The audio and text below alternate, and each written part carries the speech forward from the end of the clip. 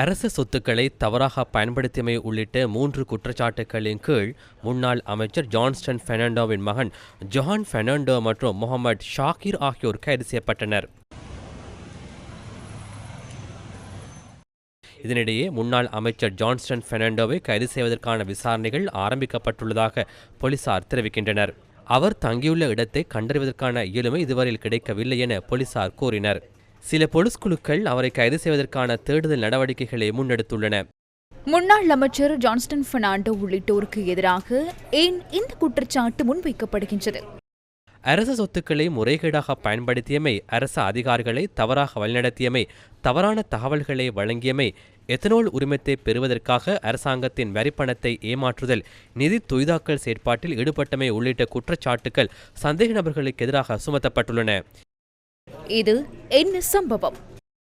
கொழும்பில் அமர்சேகர மாவட்டத்தில் உள்ள கட்டடத்தில் இயங்கும் ஒரு நிறுவனம் தொடர்பில் நிதி குற்ற புலனாய்வு பிரிவுக்கு கடந்த 2015ஆம் ஆண்டு நவம்பர் மாதம் கிடைத்த முறைப்பாட்டுக்கு அமைய இந்த விசாரணை ஆரம்பிக்கப்பட்டுள்ளது. நிதிக்குற்ற விசாரணை பிரிவு சம்பவம் தொடர்பில் முன்னெடுத்துள்ள விசாரணைகளில் வெளிக்கொணரப்பட்ட பல விடயங்களை நீதிமன்றத்தில் பகிரங்கப்படுத்தியது. முறைப்பாட்டுடன் தொடர்புடைய நிறுவனத்தின் முகவரி முன்னாள் பாராளுமன்ற உறுப்பினர் விஜயகலா மகேஸ்வரின் பெயரிலுள்ள கட்டடம் என்பது தெரிய வந்துள்ளது.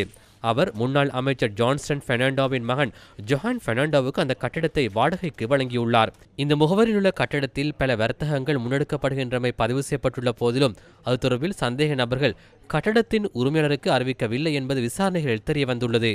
இந்த முகவரின் கீழ் இயங்கும் ஒரு நிறுவனம் வாசனை திரவியங்கள் மற்றும் சுத்தம் செய்யும் பொருட்களை உற்பத்தி செய்வதற்கான கலால் உரிமத்தை பெற்றிருப்பதும் வெளிக்கொணரப்பட்டுள்ளது.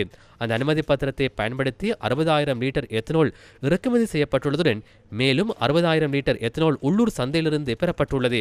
எனினும் சம்பவத்துடன் தொடர்புடைய நிறுவனம் ஒருபோதும் வாசனை திரவியத்தையோ அல்லது துப்புரவு செய்யும் பொருட்களையோ தயாரிக்கவில்லை என்பது விசாரணைகள் வெளிக்கொணரப்பட்டுள்ளது. இதேவேளை சத்தாசவுக்கு சொந்தமான லொரியொன்றை பயன்படுத்தி 3 சந்தர்ப்பங்களில் 40,000 லிட்டர் எத்தனாலை வேறு இடங்களுக்கு கொண்டு சென்றுள்ளதாகவும் விசாரணைகளில் வெளிக்கொணரப்பட்டுள்ளது. 4 கோடி ரூபாவுக்கும் அதிக நிதி 5 சந்தர்ப்பங்களில் விசாரணைகளோடு தொடர்புடைய நிறுவனத்தின் வங்கிக் கணக்கில் வைப்பிலிடப்பட்டுள்ளதாக போலீஸ் நிதிக்குற்ற விசாரணை பிரிவினர் நீதிமன்றத்தில் தெரிவித்தனர். நிறுவனத்தில் தயாரிக்கப்பட்ட தயாரிப்புகளை ஏற்றுமதி செய்ததன் மூலம் இந்த வருமானம் கிடைத்ததாக சந்தேக நபர்கள் தெரிவித்தாலும் விசாரணைகளில் வெளிக்கொணரப்பட்ட சர்வதேச நிறுவனத்துக்கு வழக்குடன் தொடர்புடைய நிறுவனம் எந்த பொருளையும் ஏற்றுமதி செய்யவில்லை என்பதும் தெரியவந்துள்ளது. எனினும் ஜொஹான் பெர்னாண்டோ நீதிமன்றத்தில் இன்று ஆஜர்படுத்தப்பட்ட போது அங்கு வருகை தந்த ஸ்ரீலங்கா பொதுஜன பெரமுனவின் தேசிய அமைப்பாளர் நாமல் ராஜபக்ச இவ்வாறு கருத்து வெளியிட்டார். அரசாங்கம் தமது நிகழ்ச்சி நிரலை நிறைவேற்றிக் கொள்வதற்காக சட்டத்தை தமக்கு ஏற்றவாறு வளைக்கின்றமை தெளிவாக தெரிகிறது. 2.5 லட்சம் ரூபாய் தொடர்பிலேயே வழக்கு தாக்கல் செய்யப்பட்டுள்ளது. எனினும் அரசாங்கம் பல லட்சம் ரூபாவை செலவழிக்கிறது. 4-5 குழுக்களை நியமித்து தேட வேண்டிய அவசியம் இல்லை அல்லவா? வருமாறு கூறினால் வந்து வாக்குமூலம் வழங்குவார் அல்லவா?